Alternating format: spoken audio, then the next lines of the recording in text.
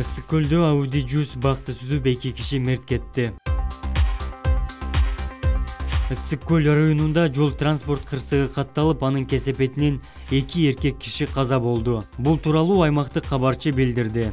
Малым болгондой, жол кырсык 20-мартта саат 16:50 чамасында Балыкчы Каракол унаа жолунун 139-чакырымында катталган.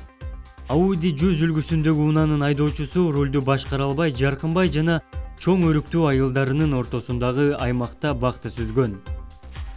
Жол кырсыктын кесепетинен унаанын айдоочусу Жаркынбай айылынын 1960-жылы туулган тургуну Ж.М. жана жүргүнчү катары бара жаткан анын айылдашы 1978-жылы туулган Н.Э. каза болгон.